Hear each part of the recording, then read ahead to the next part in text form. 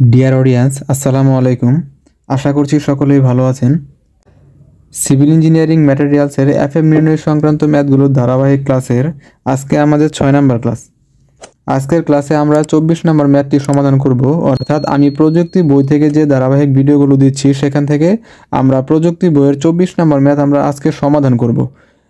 এর আগের ভিডিও অর্থাৎ 5 নম্বর ভিডিওতে আমি একটি ম্যাথ সমাধান করিয়েছিলাম, সেটা হচ্ছে 25 নম্বর ম্যাথ। অর্থাৎ এই ম্যাথটি আমি এর আগের ক্লাসে সমাধান করিয়েছিলাম। এখানে আপনারা দেখতে পাচ্ছেন এই 25 নম্বর ম্যাথটি সমাধান করিয়েছিলাম। এবং একটি ম্যাথ আমি আপনাদের আজকে বাড়ির কাজ দিব, অর্থাৎ আপনারা নিজেরা এই ম্যাথটা সমাধান করবেন। এটা হচ্ছে 28 নম্বর ম্যাথ, একদম হুবহু সেম ম্যাথ। এটা হচ্ছে 28 নম্বর ম্যাথ। এটা হচ্ছে আমাদের 28 নম্বর ম্যাথ। এই ম্যাথটি এবং 25 নম্বর ম্যাথটি একদম সেম, এই জন্য আমি এটা আপনাদের বাড়িতে করতে বললাম। আপনারা এই ম্যাথটা নিজেরা করবেন।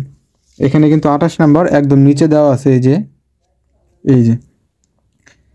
যে এখানে একটি চালনী বিশ্লেষণের ফলাফল নিম্নে দেওয়া হইল, বালি নমুনার এফএম বাহির করো। অর্থাৎ প্রশ্নে কিন্তু আমাদের মোট বালির পরিমাণ দেয়া নাই। তো 25 নম্বরও আমাদের সেম একই কথা বলেছিল। এখানে দেখেন, একটি চালনী বিশ্লেষণের ফলাফল নিম্নরূপ, এফএম ইকুয়াল টু হোয়াট। এখান থেকে কিন্তু আমরা অবশেষ থেকে অর্থাৎ 8 নাম্বার এবং চালনীগুলো সেম 8, 16, 30, 50, 100, 200। এখানে অবশেষ সবগুলো আমরা যোগ করেছি। যোগ করার পরে যেটা পেয়েছি সেটা হচ্ছে আমাদের মোট বালির পরিমাণ। তো একইভাবে আপনারা 28 নাম্বার ম্যাথটিও সমাধান করবেন। এখানে দেখেন একদম সেম 8, 16, 30, 50, 100, 200। অর্থাৎ এই চালনীগুলো দেওয়া আছে এবং এখানে অবশেষগুলো দেওয়া আছে। তো অবশেষগুলো আপনারা যদি যোগ করে দেন তাহলে এখানে মোট বালির পরিমাণ পেয়ে যাবেন। তো সেখান থেকে আপনারা 25 নম্বর ম্যাথের মতোই শতকরা অবশেষ এবং কিউমুলেটিভ শতকরা অবশেষ এটা বের করবেন। তারপর এখান থেকে এফএম ক্যালকুলেশন করতে পারবেন। আজকের ভিডিওতে আমি 28 নম্বর ম্যাথ করাবো না, আজকের হচ্ছে আমরা 24 নম্বর ম্যাথটি সমাধান করব। এটা হচ্ছে আমাদের 24 নম্বর ম্যাথ। তো এখানে প্রশ্নে বলেছে, একটি নমুনার 400 গ্রাম চালনীর বিশ্লেষণ করে নিম্নোক্ত তথ্যাদি পাওয়া গেল, উহার এফএম ইকুয়াল টু হোয়াট। এটা আমাদের প্রশ্ন। তো এখানে প্রশ্নে কিন্তু আমাদের বলেই দিয়েছে যে 400 গ্রাম চালনীর বিশ্লেষণ, অর্থাৎ এখানে মোট বালির পরিমাণ হচ্ছে 400 গ্রাম। এবং এখান থেকে আপনারা যদি অবশেষগুলো যোগ করেন তাহলে এখানে 400 গ্রামই এসেছে। তবে কোনো ম্যাথে যদি কোনো কারণে এখানে অবশেষগুলো যোগ করে প্রশ্নে যে মোট বালির পরিমাণ দেয়া থাকবে সেটা সমান না হয়, তখন কিন্তু অবশ্যই আপনারা প্রশ্নে যেটা দেয়া থাকবে অর্থাৎ মোট বালির পরিমাণ অথবা নমুনা যদি বলা থাকে যে 400 গ্রাম নমুনা অথবা 500 গ্রাম নমুনা, তাহলে প্রশ্নে যেটা বলা থাকবে সেটা আপনারা মোট বালি ধরে করবেন। আমি আবারও বলছি, অবশেষ যোগ করার পরে সেই অবশেষ অর্থাৎ মোট অবশেষের পরিমাণ যদি প্রশ্নে দেয়া নমুনার সাথে না মিলে, সেক্ষেত্রে আপনারা প্রশ্নে যেটা দেয়া থাকবে সেটাই আপনারা মোট বালির পরিমাণ ধরে শতকরা অবশেষ বের করবেন। এখানে কিন্তু যেহেতু অবশেষগুলো যদি যোগ করা হয় তাহলেও 400 গ্রামই চলে আসে এবং প্রশ্নে যেটা দেওয়া আছে সেটা হচ্ছে 400 গ্রাম। তাই এই ম্যাথে কোনো ধরনের ঝামেলা নাই। এটা আপনারা এখানে 4 নাম্বার চালনী, 8 নাম্বার চালনী 16, তারপর হচ্ছে 30, 50, 100, এখানে 200। এবং এখানে আরেকটি জিনিস দেওয়া আছে সেটা হচ্ছে প্যান। অর্থাৎ প্যান হচ্ছে একটা পাত্রের মতো, আমি আগেই বলেছি প্যান হচ্ছে একটি পাত্রের মতো, এটা কোনো চালনী না। অর্থাৎ একদম ধুলার মতো যে বালিগুলো আছে, বালির কণাগুলো, সেগুলো 200 নং চালনী অতিক্রম করার পর প্যানে আটকা পড়েছে, এটা বোঝাচ্ছে। এখানে প্যানে হচ্ছে 3 গ্রাম আটকা পড়েছে। আমি প্রথম দিকের ভিডিওগুলোতেই বলে দিয়েছি আমরা শুধুমাত্র কাজ করব 4, 8, 16, 30, 50, 100 এই চালনীগুলো নিয়ে। তো 20 নম্বর ম্যাথে এখানে ছোট একটি ভুল করেছে, বইতে দেখেন এখানে চালনী নং যেটা দেওয়া আছে সেটা কিন্তু এখানে চালনী নংয়ের ঘরে মিলিমিটার এটা দিয়েছে। তো এখানে কিন্তু মিলিমিটার হবে না, কারণ হচ্ছে এখানে আমাদের চালনী নংগুলো কিন্তু আমাদের 4, 8, 16 অর্থাৎ নংয়ে দেওয়া আছে, এটা কিন্তু মিলিমিটারে দেওয়া নাই। এখানে 4, 8, 16, 30, 50, 100 এগুলো কিন্তু মিলিমিটারে না। এই জন্য এখানে যেটা মিলিমিটার আছে এটা কিন্তু মিলিমিটার হবে না, এটা ভুল দেওয়া আছে। আমি কিন্তু আপনাদের চালনীগুলো প্রথম ক্লাসে চিনিয়ে দিয়েছিলাম। এই যে এখানে চালনীগুলো আমি দেখিয়ে দিয়েছিলাম, দেখেন এখানে চালনীগুলো এটা নংয়ে দেওয়া আছে এবং এটা হচ্ছে মিলিমিটার দেওয়া আছে। এই যে এটা হচ্ছে মিলিমিটারে এবং এটা হচ্ছে মাইক্রোমিটার দেওয়া আছে এবং সর্বশেষ যেটা দেওয়া আছে সেটা হচ্ছে ইঞ্চিতে। তো আমাদের 24 নম্বর ম্যাথে কিন্তু আমাদের চালনীর নংয়ে দেওয়া আছে 4, 8, 16, 30, 50, 100। এই জন্য প্রশ্নে যে মিলিমিটার দেওয়া আছে সেটা কিন্তু হবে না, সেটা একটু ভুল দেওয়া আছে। এই যে এই মিলিমিটার এখানে। তো যাই হোক, এখন আমরা এই ম্যাথটি সমাধান করব। 24 নম্বর ম্যাথটি সমাধান করার জন্য আমি এখানে আগেই উঠিয়ে নিয়েছি। তো আমাদের প্রশ্নে এই দুইটা জিনিস দেওয়া থাকবে। প্রযুক্তি বইতে কিন্তু প্রশ্ন দেখে বোঝা যায় না যে আসলে কোনটা প্রশ্ন এবং কোনটা সমাধান। তো আপনারা যদি আমার ভিডিও দেখেন তাহলে সুন্দরভাবে বুঝতে পারবেন আসলে প্রশ্ন কোনটা এবং সমাধান অংশ কোনটুকু। তো এখানে প্রশ্নে সবসময়, অর্থাৎ আমরা যখন পরীক্ষা দিব, পরীক্ষায় সবসময় আমাদের চালনী এবং অবশেষ এই দুইটা জিনিস দেয়া থাকবে। এখানে শতকরা অবশেষ এটা আমাদের বের করে নিতে হবে এবং কিউমুলেটিভ শতকরা অবশেষ এটাও আমাদের বের করে নিতে হবে। তারপর কিউমুলেটিভ অবশেষ এগুলো আমরা যোগ করার পরে যেটা পাবো সেটাকে 100 দ্বারা ভাগ করলে আমরা এফএম পেয়ে যাব। তো এখানে মোট অবশেষের পরিমাণ 400 গ্রাম, এটা আপনারা যদি যোগ করেন তাহলে পেয়ে যাবেন, এটা হচ্ছে মোট অবশেষের পরিমাণ 400 গ্রাম। শতকরা অবশেষ বের করার নিয়ম হচ্ছে 100 গ্রামের ভিতরে কতটুকু অবশেষ রয়েছে সেটা।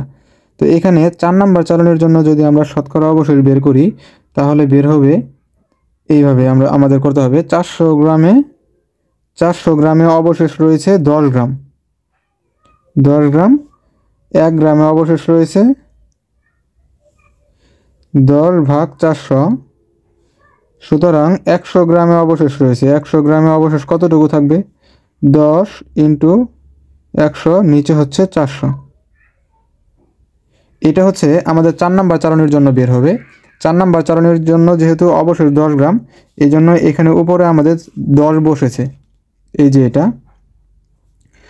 তো প্রত্যেকটি ম্যাথেই কিন্তু আমাদের এই উপরের 100 গ্রাম থাকবে এবং নিচে যেটা থাকবে সেটা হচ্ছে মোট বালির পরিমাণ। মোট বালির পরিমাণ যে ম্যাথে যেরকম থাকবে সেটা আপনারা নিচে বসাবেন।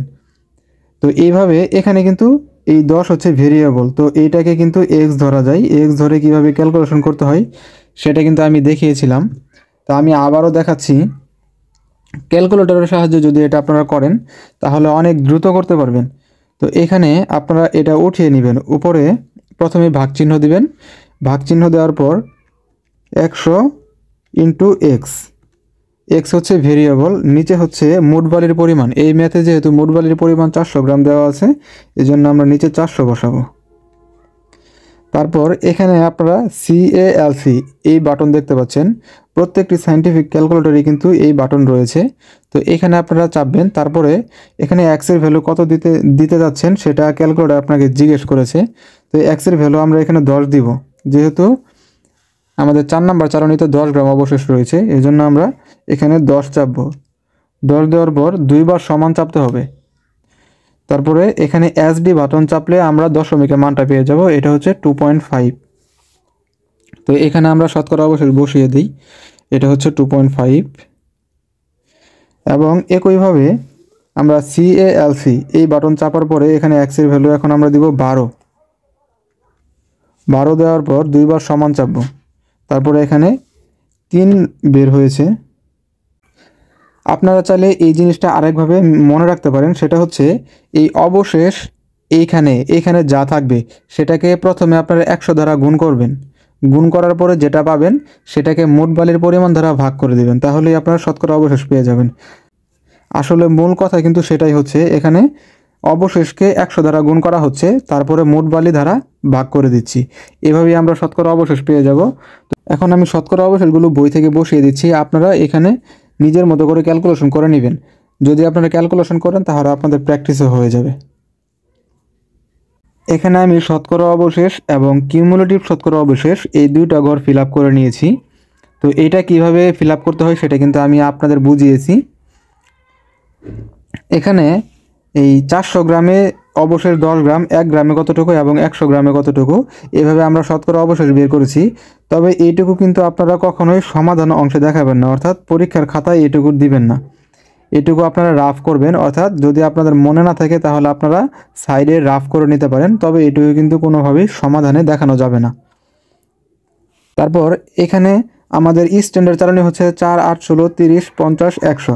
তবে এখানে 200 নং যেটা দেওয়া আছে এবং এখানে যে প্যান দেওয়া আছে, প্যান হচ্ছে 400 থেকে 397, এটা যাই হোক।